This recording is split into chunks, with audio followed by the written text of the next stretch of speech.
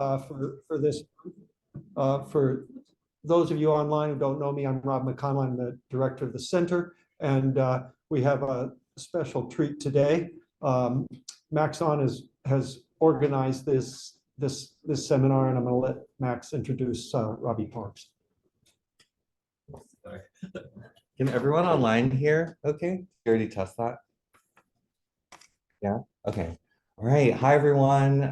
Really excited to introduce our guest speaker today for the P30 seminar series. More this way? Okay. Dr. Robbie Parks is an assistant professor at Columbia University. He recently completed K99 or K99 fellowship and is now in the R00 phase. Previously, he earned his PhD at Imperial College London and his bachelor's at Oxford. And I've had the great pleasure of getting to know him a little bit more personally because he was a recent fellow in the Agents of Change for Environmental Justice Fellowship. So with that, please join me in welcoming Dr. Robbie Parks. Thanks, Thanks so much for the kind welcome. Thanks to Robin and to Max. And yeah, it's a real pleasure to be here. And they always say take the weather with you. So I feel like I brought the weather all the way from London. So my fault. I'm sorry about that. But yeah, I've been to LA twice in the past 2 years, and it's rained pretty much every time. So yeah, I thought, yeah. So, but no, nevertheless, it's a very warm welcome. So thank you so much. So yeah, I am just going to talk about a few highlights of work I've been doing, as has been nicely summarized. I'm based in New York, and I do a lot of work on climate. Now the title is Climate and Public Health from Research to Action. That's not necessarily to say I have all the answers, but what I guess I'm trying to invite people to think about is in the climate and public health sphere, you know, we're very good at identifying problems, but I always want to turn now more and more to trying to understand what those problems might mean for solutions. And so I don't have all the answers. I'm not claiming this is the answers at all, but this is sort of where my head's at right now, I think, if you like. So yeah. So let's see if this works. Yeah, okay. So yeah, so just, you know, it always helps to maybe set the scene about what I like to think I do, and then you can decide at the end if you think I do this, right? So uncovering hidden burdens of climate-related exposures on health, including how health is impacted, who is impacted the most, and what needs to be done for positive change. And I think the first one is, and the first two probably are sort of identifying the problems, and third is identifying what needs to be done. It's hard to be qualified to do all three in equal measure, and it's hard to do one of them well. And so if we can do one of them well, then great. But if we can think about it holistically, I think that at least will help us to try and connect up the research to some kind of action.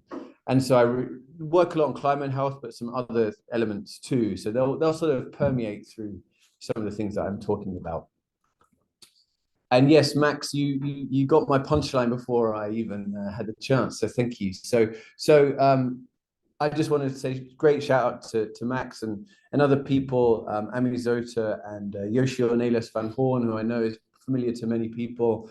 They, you know, allowed me to be part of the cohort for Agents of Change in Environmental Justice. And I think it's one of my favorite things I've done in the past few years, because not only did I get media training for, you know, it's for people. I'd invite you to think about it if you haven't already applied, but for people from, say, underrepresented or first-gen backgrounds, to actually get some pretty good media training. I would say it's more than media training, but it's cohort building and learning how to survive and thrive in this Byzantine world that we live in called academia. But you know, I think it's really good. And I'm now a senior fellow, I think that means, which I don't think that's to do with age, right? I think, even though it was my birthday yesterday, actually, but I'm not getting younger. But yeah, it's more that there's a new cohort now, and they're meeting in March. But you get to write these cool essays, and they're bilingual, so you get to write in English, and then they're translated into Spanish. And this is one of the more personal things I've had to write and relevant to my work. And so I think it's very interesting to do. So thanks to Max and co for giving me the chance to do that kind of stuff. Okay, so climate exposures and health, like, just as a brief recap, what are they, why are they important?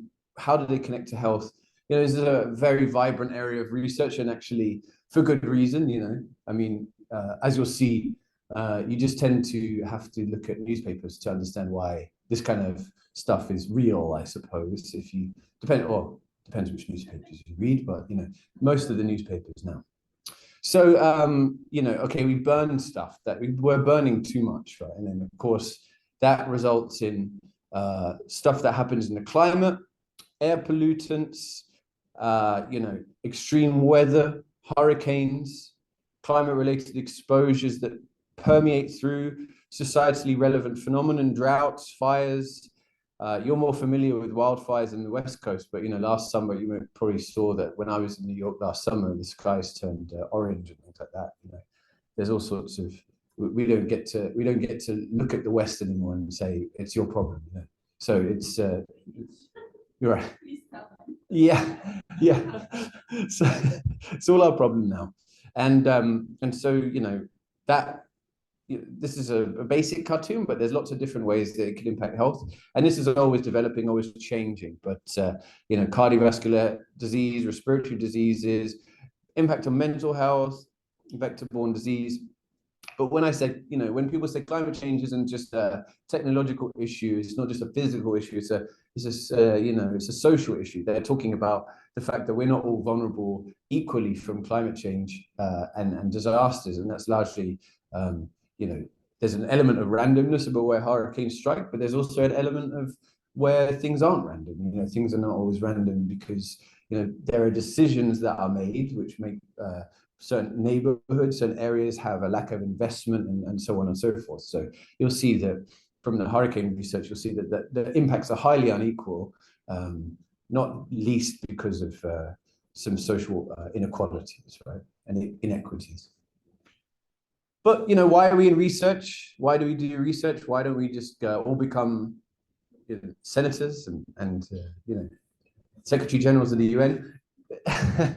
Well, it's not just because we like academia, it's because actually I think academia has a pivotal role to play as the foundational basis of knowledge, but also trying to understand and if not necessarily be an activist, but to be an advocate in climate. So, there's a lot of work that we need to do and are doing that's important foundational work. And just to skip ahead to something like, I don't know if anyone in Dubai at COP28 by any chance?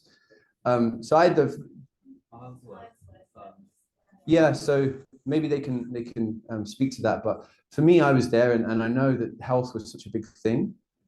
And it was such a big thing. Why is it such a big thing? It wasn't because all the diplomats and all those smart people were like, oh, it's suddenly an important thing. I realize now it's because of more than a decade of people like us saying, you should think about this. You should think about health as a lever. Maybe polar bears don't work, right? Maybe people work, right? So, and maybe both work. But just talking about polar bears, just talking about ice caps melting didn't seem to work. Didn't seem to. We're still in the same, arguably worse position than we were maybe 30 years ago, right? So, and of course, so Jeff Shaman is now the dean of the climate school at Columbia University, and he made this diagram, and I just wanted to frame the entire thing. So I focus on probably quite a small area of this currently, right? But there's human populations, cellular molecular biology, and modeling. All of that all climate change and public health research all combines to form this complex system of research. So I just, even though I'm mostly focused on the bottom left right now, I'm very interested in pushing into other directions. And I think it's not only inevitable, and I think it's necessary, right? I think, all of these people and all of these amazing researchers combining in particular for climate change and public health research is crucial to what we do.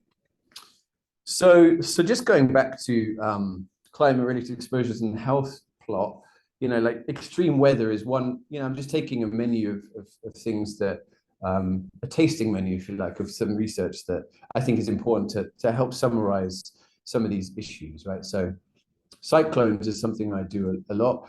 Now, I was going to say, probably before last year, I probably would have said, oh, the West Coast doesn't really care about cyclones that much, right? But I think that's now wrong because, so this is Katrina. You see they're big, spinning, low pressure, high intensity, wind field, panoply of hazards, right? You know, like cyclones, and they're very impactful and they cause all sorts of damage. And you know, this is actually, that's Mexico, that's last October. And that's Hurricane Otis, and it, you know, spun up really quickly to Category 5 suddenly, and people were taken by surprise. But also, you know, Acapulco, some of my colleagues are doing research there. You know, it wasn't necessarily braced for this, and there's all sorts of reasons why you might think that was. Forecasts are really good. Forecasts have, you know, improved the way that we can prepare for hurricanes. But of course, when you talk about evacuation, you might talk about where do you evacuate to. And, you know, I would say evacuation is a luxury, right? Because some people can't evacuate. If you can't, then where you're impacted is obviously going to hurt you. Now, again, like I said, you just look at the news. So that's Hurricane Ian from a few years ago, Florida. That's Hurricane Otis. And then the Philippines, which is, you know, where my mom's family is from. You can see that there's a lot of devastation. And so we talk about building damage, but, you know, when people talk about the health impacts, they tend to talk about how many people died.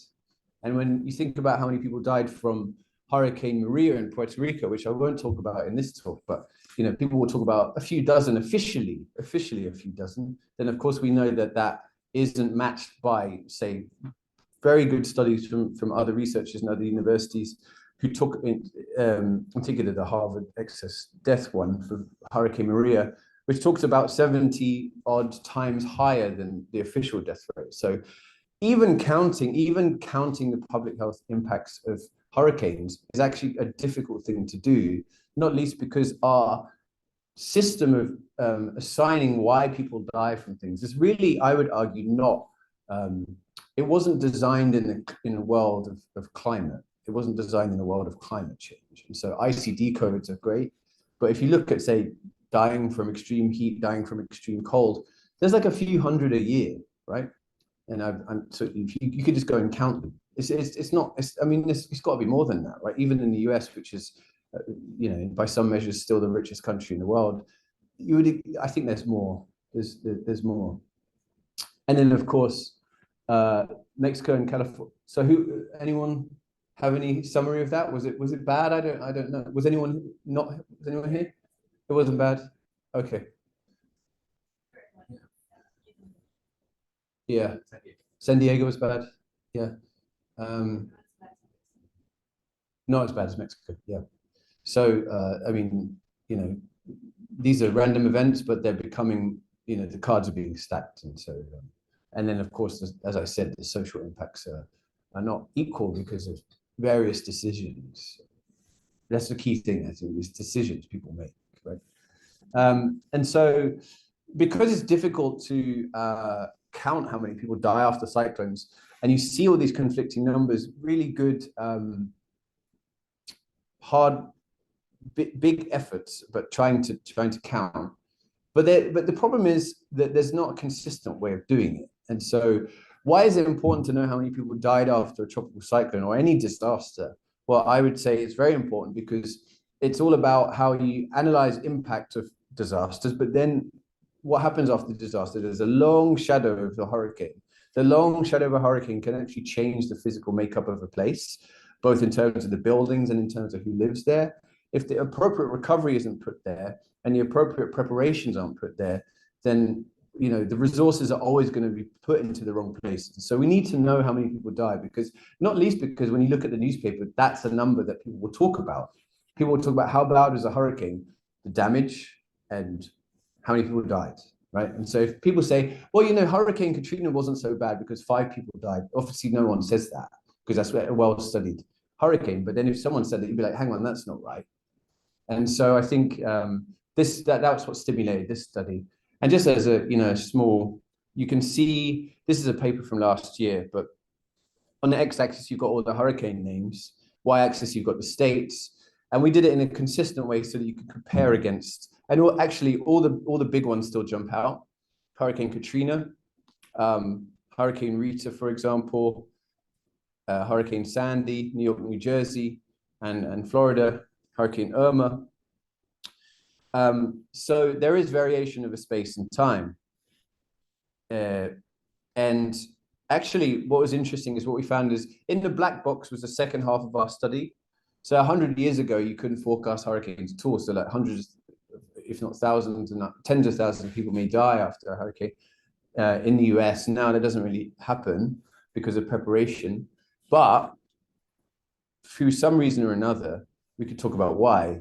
In that black box, the second half of the study, there were more excess deaths estimated from our study than the first half. And so the question is, are we reaching the limit of our adaptability to climate change? Are we investing in the wrong places? More people are around, sure, but if every single one is a life that is cut short, then it matters. And so, like I said, the impacts of hurricanes are not equally distributed. So social vulnerability is one way of trying to, summarize a county by how many people are socially vulnerable. And so if you divide it into three, you can see that there are, the least vulnerable to the most vulnerable. And you can see there's strongly a north-south gradient in the east side of the United States. But then if you just put that on the x-axis, because it will go from 0 to 100, where 0 is least vulnerable to 100 is most vulnerable, for example. The impacts of hurricanes' excess deaths are highly biased towards the most vulnerable areas. Now, this is just by the actual social vulnerability index metric, and that's for the weakest storms and the strongest storms. So hurricane force, or 64 knots and above in the bottom. And you can see excess deaths on the y-axis. And the vast majority will be in the most vulnerable 2/3, or they have been.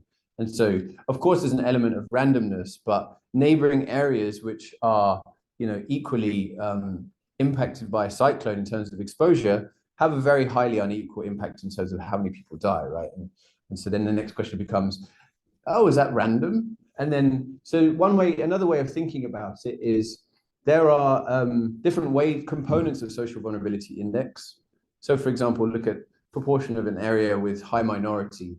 And so just to look at correlation, they're not always super correlated, they are correlated. And so if instead on the x-axis, you look at it in terms of how socially vulnerable an area is as measured by its minority population, you get an even more extreme, this is the same data on the y-axis, but the x-axis has been changed to minority social vulnerability. And actually, the vast majority are in the top third. And I hope at least this is sort of demonstrated that there's a sort of, there's a historical impact, but there's also a current impact. I mean, in terms of how people are prepared, in terms of how people can evacuate, in terms of, okay, hurricanes are stochastic events, but there are more and more people in highly vulnerable areas getting killed. And I don't think it's an accident, actually. I mean, I think it's decisions again. Now, of course, you can do this by year. So we did it by year, and because we use this certain structure, looking at a heat map of how likely we think that there are excess deaths each year. So you can see we just animated it. Now, in some cases, there are actually a dearth of fewer deaths than might otherwise be expected because of preparation, because of other such things. But the 2005 jumps out. You see that whole bottom area from Katrina and otherwise. And so I won't go into too much detail for this, but you know, I would argue, I hope it's putting a number on how many people have died after cyclones is important. And I hope I'll also convince you that it's not a trivial issue in terms of, oh, let's just count the number of bodies. Actually, it's actually not that easy because people may die in a few months after. And so they may die from different things as well. If someone drowns in a car after a flash flood due to a cyclone, there's a high degree of likelihood that will be assigned to a cyclone-related death if it's in a state which has a mechanism to do so, but that isn't always the case. And so until that is the case across the whole country, then we've got to do things like this, right? But of course, people die from different things, and hurricanes kill people, right? That's not surprising. Hurricanes kill people from injuries, and people tend to die in the immediate aftermath of a cyclone, when x-axis is the months after. And they also die from weaker cyclones, tropical cyclones, not just the strongest called hurricanes. There's a big difference between them. But what might be worth thinking about is the other causes of death that people die from, not so much cancer, but cardiovascular diseases, infectious and parasitic diseases, injuries, neuropsychiatric conditions, and respiratory diseases all have some association clear of the null, certainly in the month of and month afterwards. So I would invite people to think of not just injuries, but also the long shadow of a hurricane and the wide spectrum of deaths that people have after cyclones. Now, of course, a cyclone doesn't just kill people, right? So it could disrupt your life.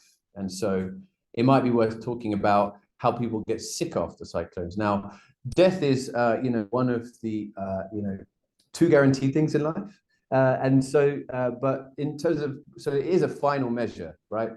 And so, but when people don't die, and you don't have biomarkers necessarily, there are other proxies, and one of the proxies is like how many people visit hospital. Hospital isn't a perfect proxy for a measure of someone's health, but it is a decent one.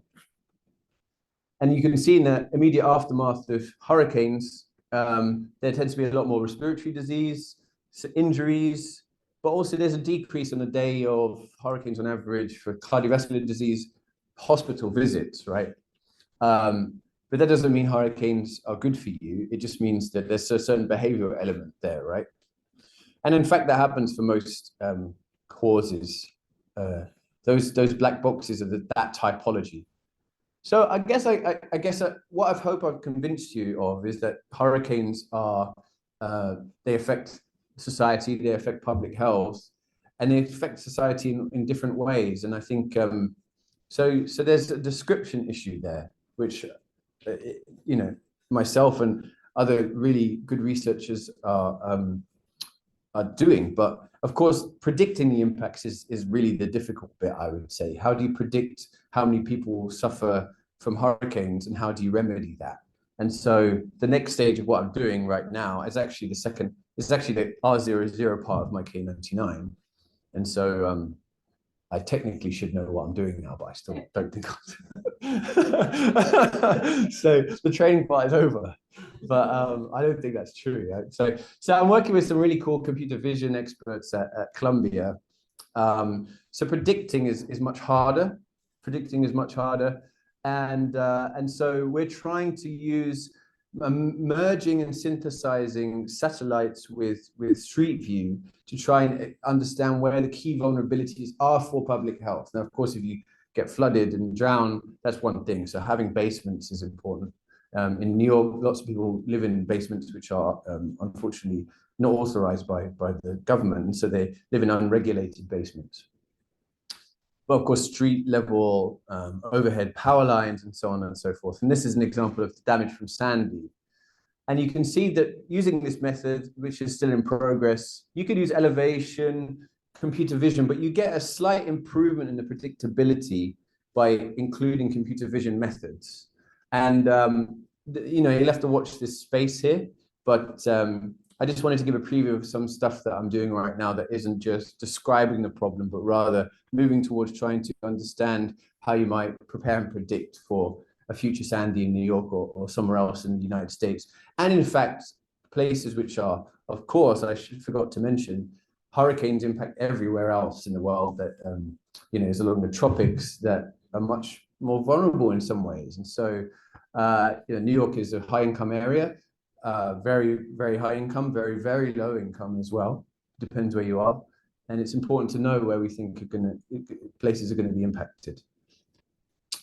So that's going to, I'm going to move on from cyclones. So if you have any, you can ask at the end or now, but yeah. Yeah.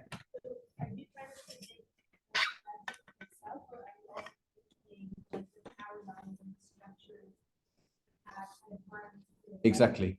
Yeah, flooding is a relatively, predicting floods is not a solved problem, but it's a problem other people are working on. It's more like the health impacts. using the building structures, using power lines, and understanding where, like, from house to house, is it possible to say this particular place is vulnerable to particular health impacts, knowing what we know about the social demographic makeup of the area, and without getting too creepy about it, like trying to say that we should watch that place. Yeah.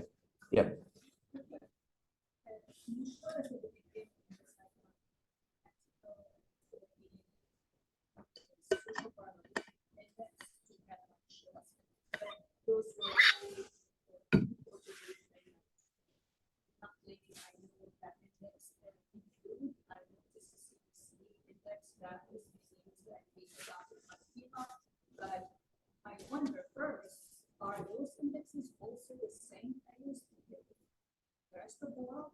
Is that how we calculate? So we can calculate this, and how this will help us predict other parts of society.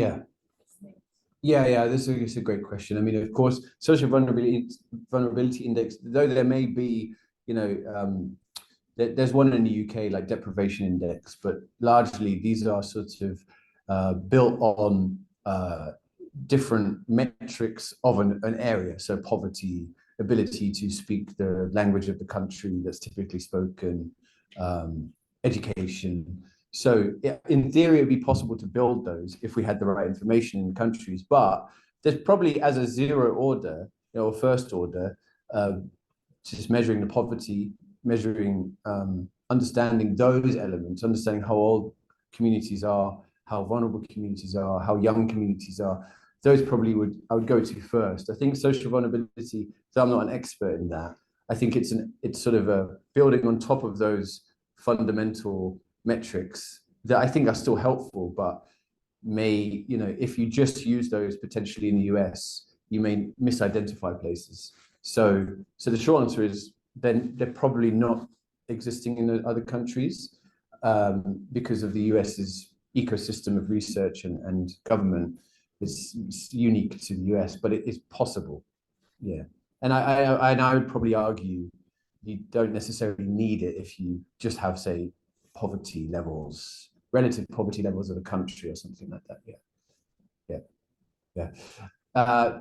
But we can talk about it later. Yeah. So there's other elements I'm just going to talk about. So temperature, obviously, and these are all not isolated from each other. They impact each other, but temperature in its own way is like an invisible disaster, invisible killer. Like air pollution in some ways, so probably not smoke, but there's impacts on different, I should say, mental health here.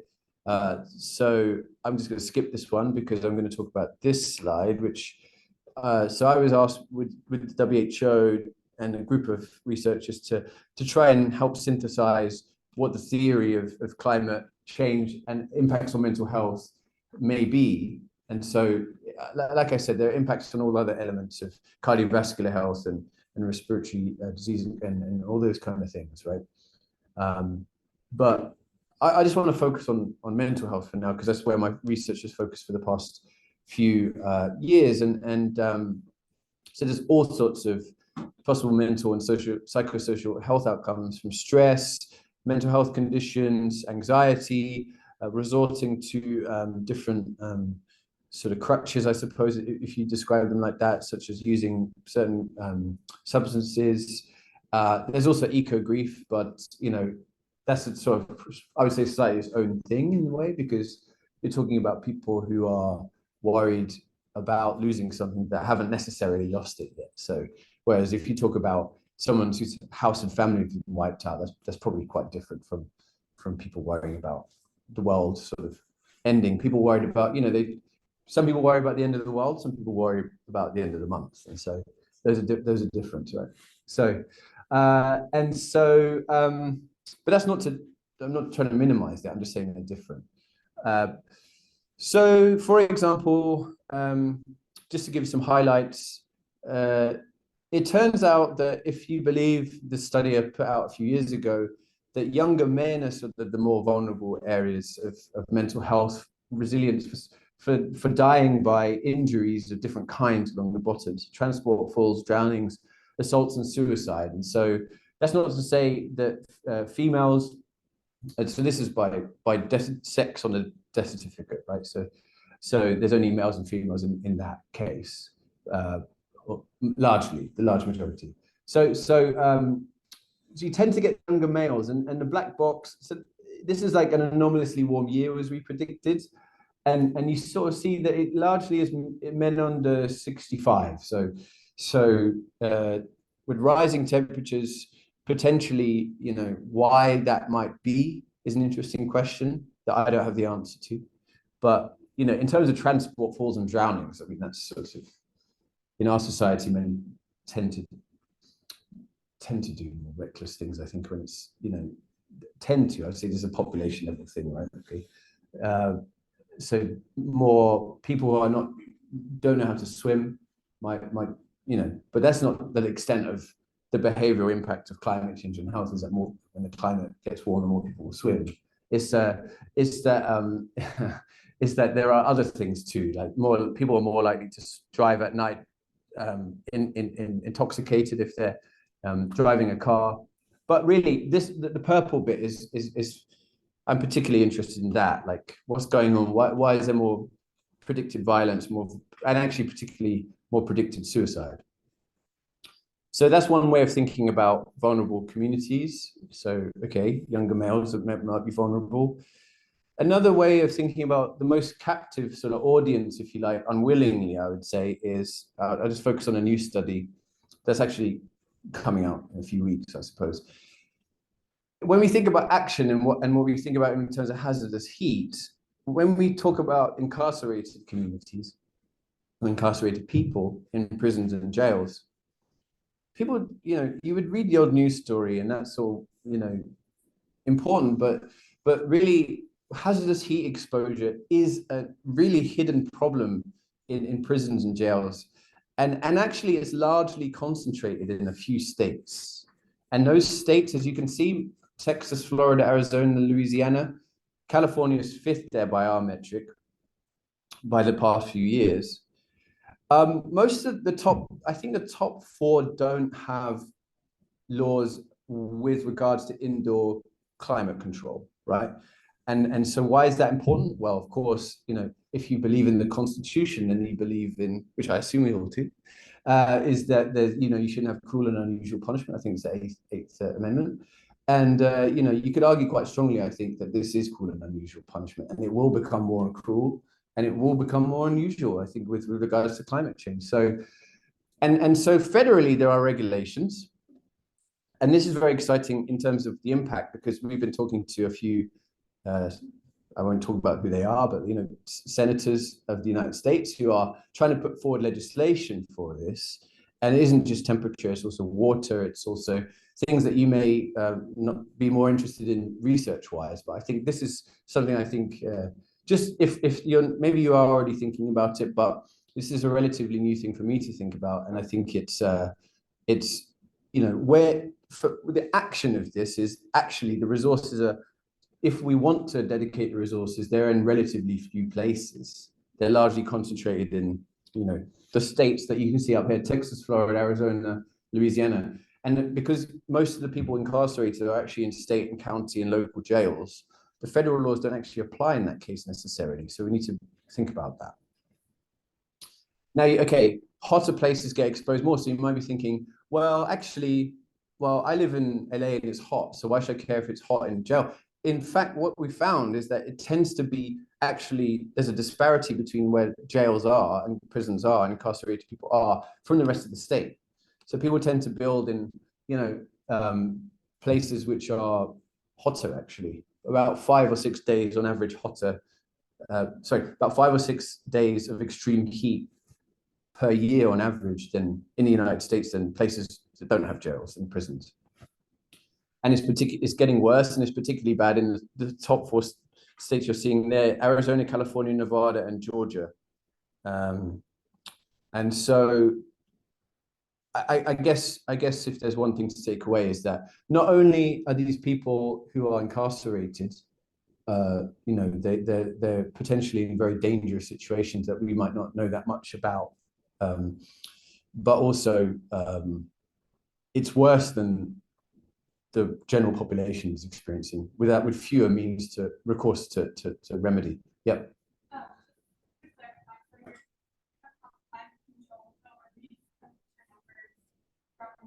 No. Yeah, the general area. So these are outdoor temperature measures. So that, sorry, I should have been clear. So that's quite right. And the reason they're outdoor temperature measures is because there aren't that many temperature measures. And so we just said, what should we do? Should we do nothing, or should we actually advocate? And part of the legislation that a couple of senators are putting forward is actually to oblige prisons and jails to supply water, indoor pollution and temperature measures as part of the legislation. And so this, you're quite right, this is outdoor, but in some ways, depending on the building material, it could be even warmer inside if there's no climate control, right? So just like us humans spend 80% of our time indoors on average, typically people who are incarcerated spend a bit more. Does that answer? Yeah. Go ahead. Do any prisons have air conditioning? Yes. Yeah, I think. And is that information available? For federal, yes. I think you have to. I think technically under FOIA you could find out on every. But there's like thousands of jails and prisons, so it has been talked about in my circles to try and FOIA every single prison and jail. But yeah, you might get some dramatic results. yes, yeah. So I'd really like to know not only whether they have air conditioning, but how. exactly, yeah. And it's not just air conditioning, but that's a really big one, but also air filtration results. I'll show you some other results briefly, but yeah, absolutely. But you know, just focusing on New York City, I mean, it's really hot, right? I mean, it's I don't know if it's how hot it gets. They tell me it's hot in LA, but yeah, no, just kidding. But it's getting hotter and hotter, and like, you know, in New York, we don't have indoor air conditioning that's permanent, so we have to usually use these window things, and it's really a function of how many people you know, actually have them, let alone use them, right? And so this from our master student I worked with did some great stuff with an organization that we built a survey for, We Act for Environmental Justice. And there is a, you know, one thing to take away, there is a racial disparity in ownership of air conditioning, right? And so you can talk about why that is, but that's just what we find. But one of the things that New York did in COVID in particular is because they asked us to stay indoors, you know, if you remember. You know, who should stay indoors? Probably the most vulnerable people from COVID, right, in 2020, if you dare to go back to that time in your minds. But obviously the most vulnerable people are the ones who, you know, are most vulnerable from COVID and from heat. So you know, if it's hot outside, what do you do? Well, either you have air conditioning. If you don't, then you might have to leave. You're indoors. But what if you're told COVID, I stay indoors? Indoor, basically, people want to stay cool with dignity, right? And so, like, how do you stay cool with dignity? How do you survive climate with dignity? It's largely by indoor cooling, right? And so, how do you do indoor cooling? And people don't want to be herded into cooling centers generally. They don't like want to be told, "Oh, it's hot today. I need to go to the shopping center." They'd rather just be like, "Oh, I just want to stay at home." That's certainly for me and what people we talk to in New York tend to want to do. So this particular Get Cool NYC survey, so this was basically taking all what we class as low-income, vulnerable, older communities in New York City as a whole, give them all the opportunity to take air conditioning units and then to see what happens. So this was this natural experiment during COVID that happened. And in fact, you'll see in red is 2019 and in blue is 2020. Just highlight the bottom left.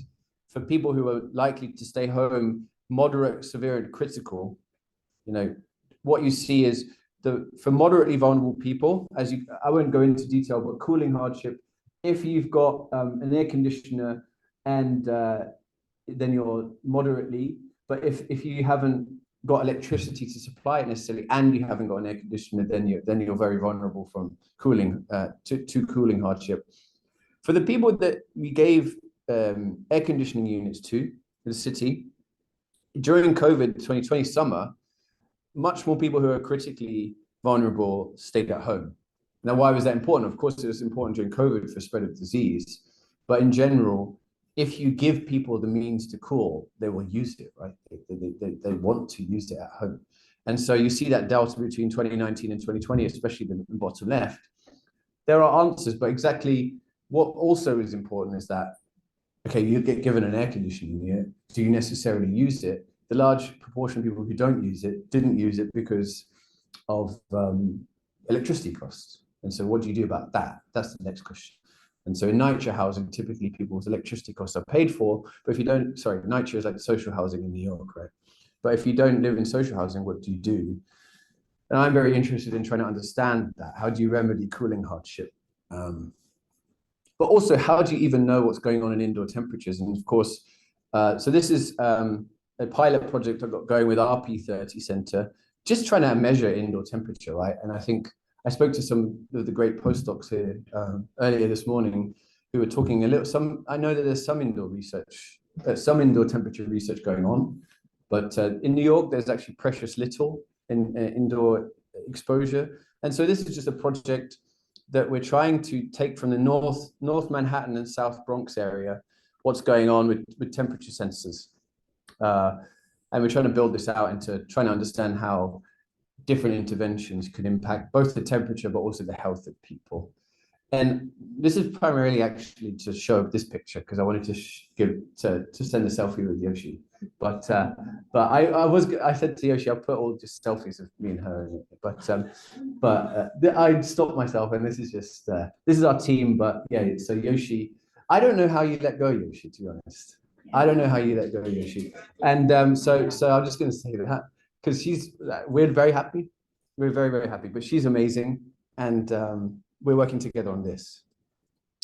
But so, like I said, I think if you count the heat-related deaths in the US, I think from an equity issue, it's clear that we're undercounting because there aren't like a couple of dozen heat-related deaths in the US per year, or even a few hundred. I think there's many, many more, scale factor more. So this is just I'm not going to go into detail, but I just wrote this op-ed. I really think that we're undercounting heat-related deaths. And I think that's largely a function of data, lack of data, and I think a lack of indoor data as well.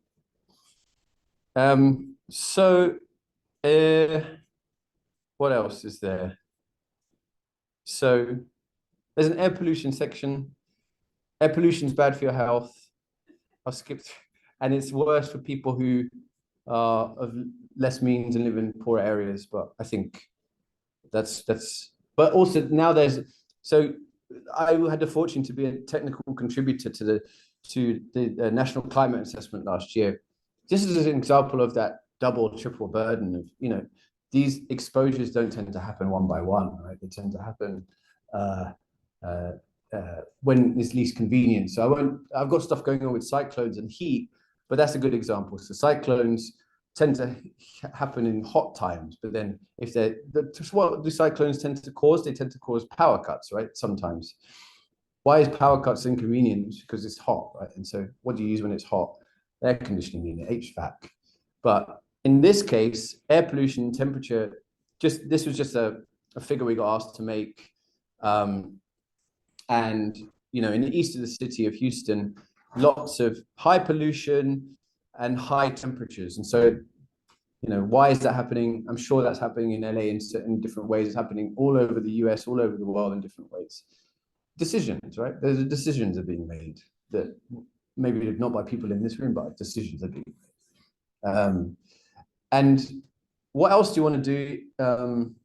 With wildfire season, it typically is, in California, it tends to be like September, October, November, right? It's still kind of hot in that time. It's stretching out, right? But for incarcerated populations, it's also a problem because if there's no filtration, and so This is another study, hopefully it will come out soon, but it's just a preview.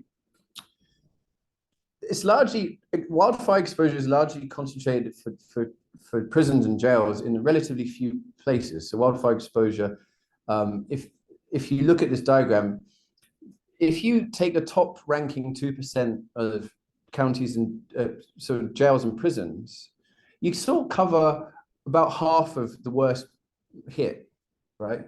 Or 50% of the exposure. So the interventions for filtration can be very targeted. And so our argument here is, you know, okay, we can't necessarily filter every prison and jail, but let's just at least cover the worst ones, and we make a lot of progress. And that's for wildfire smoke. Of course, PM 2.5 is different. But what happens? Maybe you could tell me, because when there's a wildfire episode, do they tell you not to put on the air conditioning, or do they? Is that right?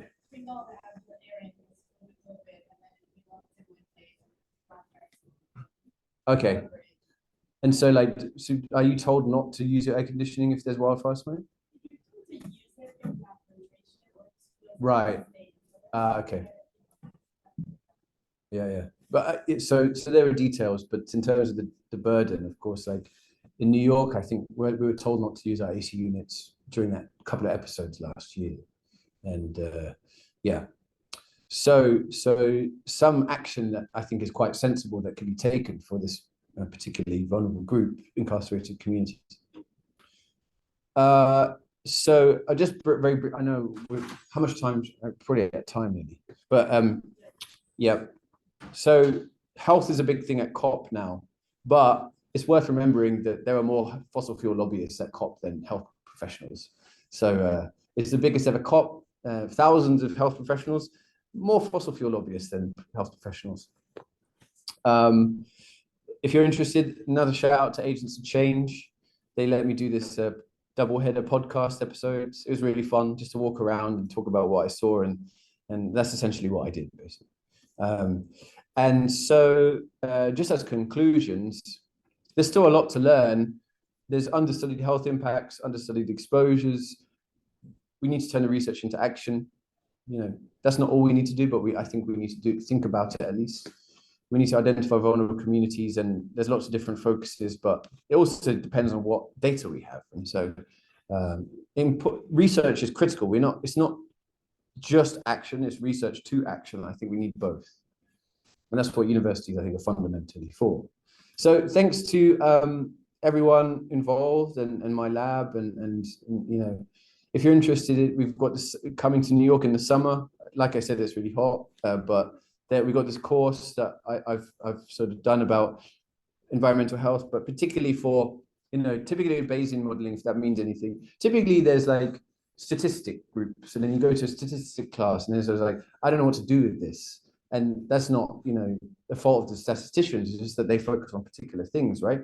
And then I think there's this big group in the middle where just trying to identify, get started on stuff in Bayesian modeling is very, very, it's actually a gap, I think, certainly at Columbia. So we did this environmental health science Bayesian modeling. That was last year.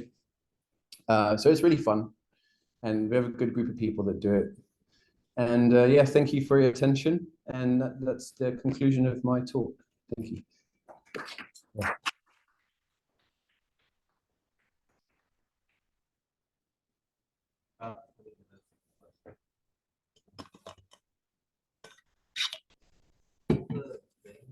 Oh, the microphone.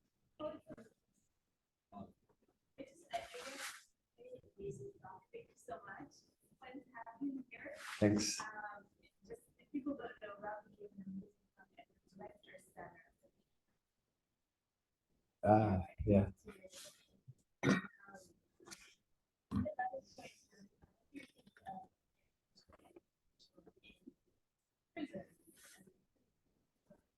wonder, have you thought of sort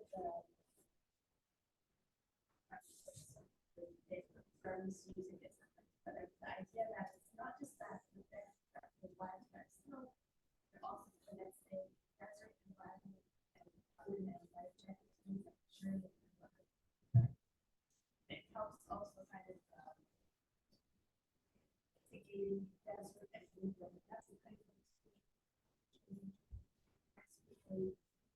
Right.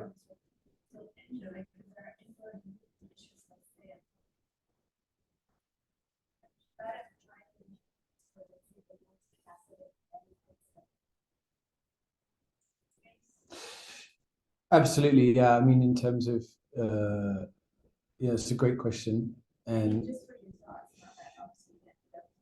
right. But co-benefits is a powerful way to affect change in some ways, because making the issue about something that people care about different things. And so people care about pollen, people care about mold, and people care about pollution, people care about all sorts of different things.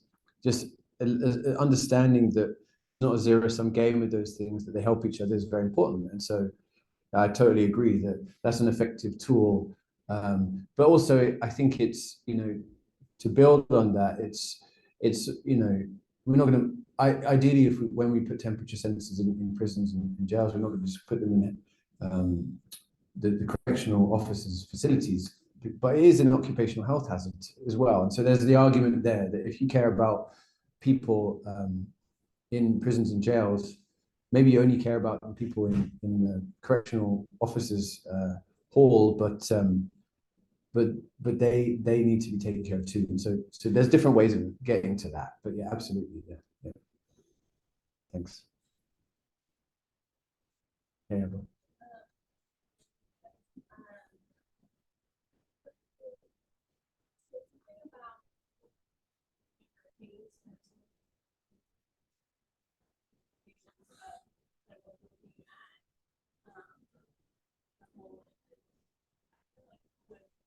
Yeah. Yeah.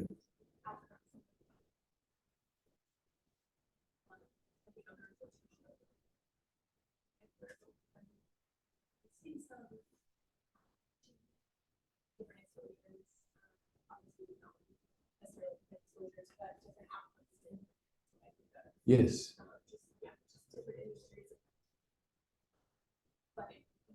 Yeah. I mean, for sure. Yeah. So yeah, I suppose it's probably worth framing. The studies are generalized studies in some senses, though we try to get more geographic, spatial, temporal with the excess test stuff. But you're quite right. I mean, there's going to be very specific impacts depending on which places are affected by hurricanes. And so, you may get contaminants from water flooding, in particularly industrial in the south. Like I've read your research, and with regards to contamination of water systems and things like that. And so the short answer is these kinds of studies don't. Is it still worth making these studies as some sort of foundation to make more research? I would say yes, because like air pollution doesn't affect everyone the same way, but we still use, and rightly so, use exposure response curves to predict the number of people that die every year from air pollution. And that isn't really done in other exposures. So I think it is important to create those foundations to build on it. But yeah, the more local we could get with these things, the more we can make direct suggestions and interventions, and that includes industry and that includes different communities. Absolutely right. Yeah.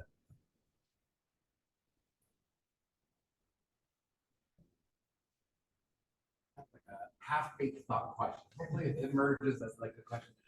So especially for like some of the local work, I'm just wondering, and I'm coming from like a social science background, so and so just disclosure. So for a lot of the local sort of mapping, right, like it's one thing to sort of think about like the SBI, which is mostly socioeconomic.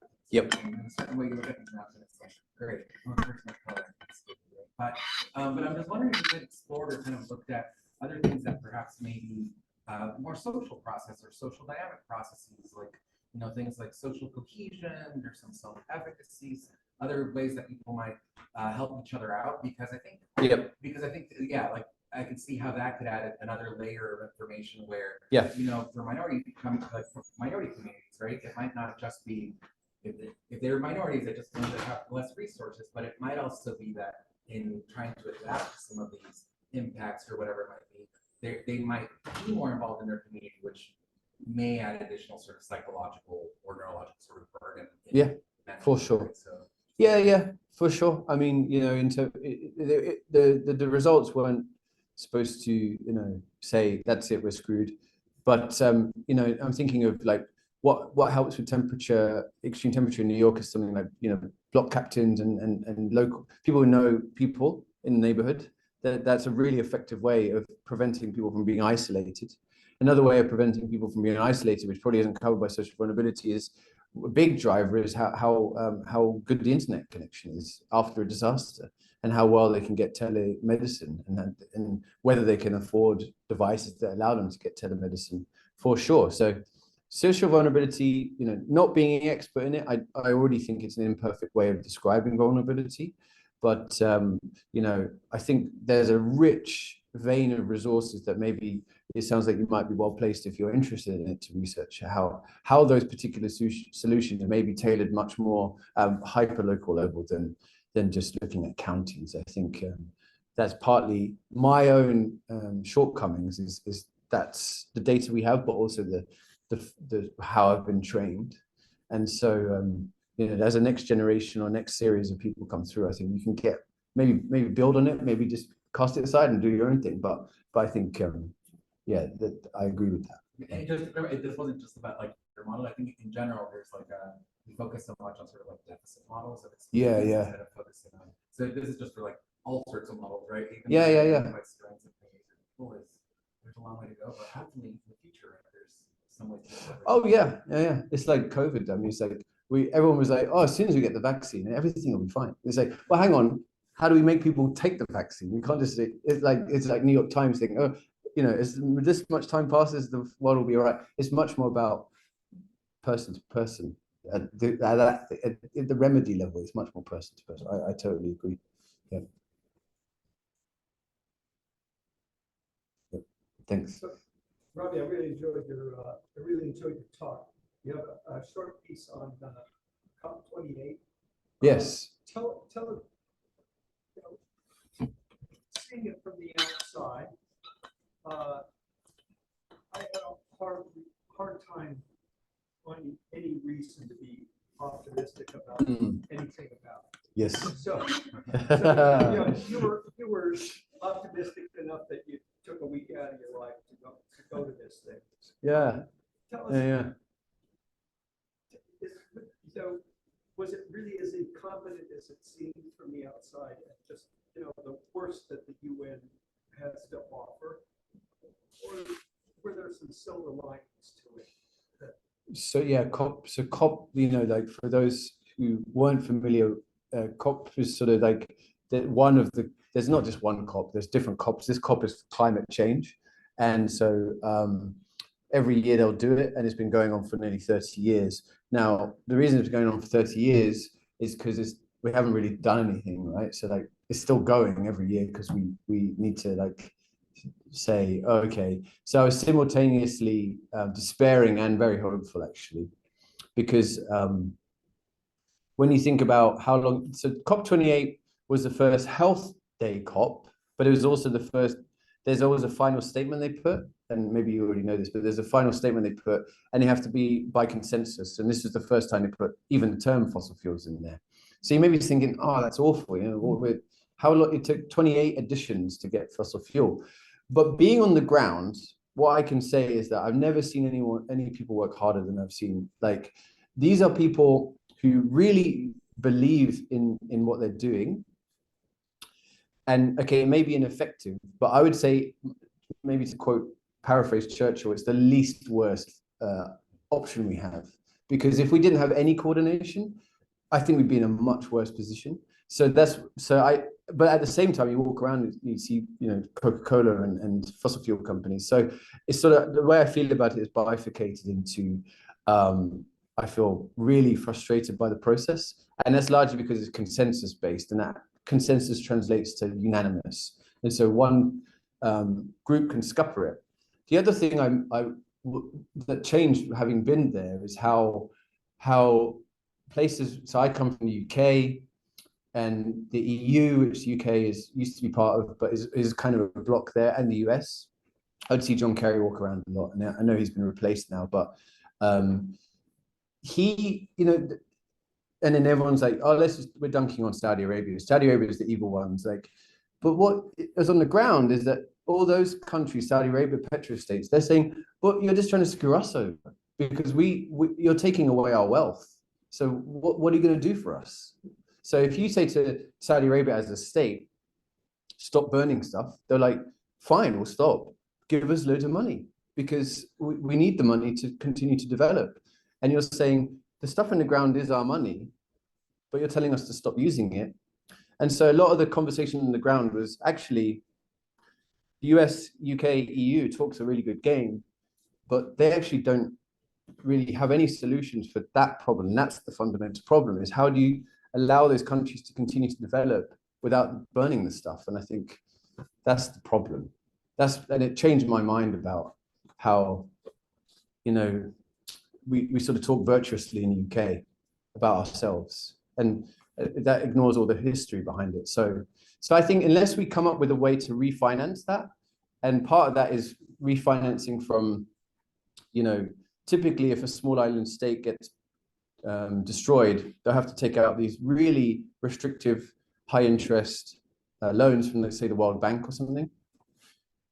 That needs to change, because that actually part of the conditions typically are like, you can't invest money in social services, you can't invest, you have to just pay high interest loans but not build out the country. And that's, for me, is an active decision. So I have it, yeah, so those are a few thoughts, but I think that it's a very frustrating process, but I think that if we gave up on it, it would sort of be like allowing every rogue nation to do whatever the heck they want. And I think that would be worse than what we've got right now. So it's sort of just like holding together with the most basic glue, but I think it's still worth it. Yeah, thanks. I don't know, but those are my thoughts, but yeah. I have kind of a similar question. Like, kind of talking about that economic part. Do you think this is also, but like the world economy is like going down, like especially like I heard a lot of like UK's economies going down, like and all that. Do you also feel like there's like social media like changes and also attitudes towards like climate change? Do you see that as like more resistance, or do you still feel optimistic about yeah, I mean, I'm an optimistic person, but in terms of, I tend to think less of optimism and like, is there still stuff we can do, right, that might get to the issue? And I still think there is stuff we can do. Like, I don't think it's that realistic that we're going to keep under 1.5 degrees. But does that mean we, you know, it's sort of like when Save the Dolphin campaign, you know, we can't save all of them. So do we save none of them? And then just throw our hands up and say, well, we tried. I don't think that's, for me personally, that's not the right option. I think we may shoot over 1.5, but I think there's still stuff we can do to not make it an 8-degree world. So yeah. Oh, but a good book is Merchants of Doubt. If you haven't read that book, it's very good, because it's in fact not the same kinds of people who are denying climate change, but the same people who are denying cigarettes are bad for you, nuclear winter, climate change. Exactly the same people, in fact. And they were, as a former physicist, they were two physicists. So, so I felt like a bit reflective over that. Yeah, sure.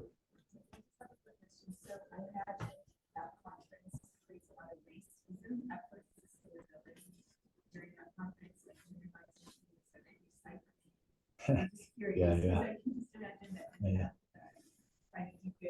Quite right. Yeah. So it's interesting. So yeah, they'll do things like give you things like this, right? And then, but like every conference does that actually. Yeah. Exactly. Yeah. So it ends up being more wasteful if you have 10 of these, right? So. So I'll answer the question indirectly, because someone in the UK who I've worked with for many years. He's at Imperial. He was he stopped flying actually, and he said, "I'm not." A lot of people in the UK have just said they're not going to fly anymore, and it's less common here, but it's partly because of the transport and the size of the country. But he said, actually, I've been reflecting over the past couple of years, and am I actually am I balancing that right? Because he was like, how was COP? And I was like, okay, it was imperfect, but it was useful. He's like, I have no idea what's going on because I wasn't there. And so I think there's this tension. We have to figure out, okay, we can't all fly all the time, for example. But he was telling me how frustrated he actually felt with actually not being part of the conversation. So I think maybe I don't belong at COP, maybe I shouldn't be there, but I think that it should happen. And maybe they should be more stringent about who goes, because it was by far the largest. And so the impact was huge. But I don't think flying in of itself, for example, is an evil act. I just think that we need to understand when best to maximize the choice to do it. Yeah. Yeah. Just it's the direction, right? So one day, wait and Saudi, the Emirates stuff very relaxed. One day, like 5 bucks. Yeah. Yeah, for sure. So another good fact is it's estimated that the food system has more of an impact than all of transport. So be vegan, please. Yeah. So, but it's all relative. It's all relative. But absolutely, yeah. So, but also we all, I don't know if this is going over time, but we all do what we can, and that's part of the thing. Is I don't know if you remember Extinction Rebellion, but they were trying to tell us that we're all hypocrites. So do we stop there and just say that's it? Or do we say, well, okay, let's hold the fact that we're hypocrites and still try and do something, because we have choices that we make every day, but in fact, those choices are, defined by things which are much more powerful than us right now. And so do I have to fly to get to Dubai? Yes. But, there is a lot of conspiracy theories around saying, actually, the petrochemical companies put it in Dubai so that people like us gave up on it. And when you think of it like that, it's like, oh no, I'm going to be there actually. I'm going to be there, and I'm going to make sure that I feel like I'm pushing against the petrochemical companies. Yeah. Sorry. Yeah. But there's also good climate and health science, a lot of the science we do, and in our academic jobs. Yeah. They also do a good job of counting costs and opportunity costs. Yeah. And in reaction. For sure. Because Robbie went to COP, so maybe all of the session.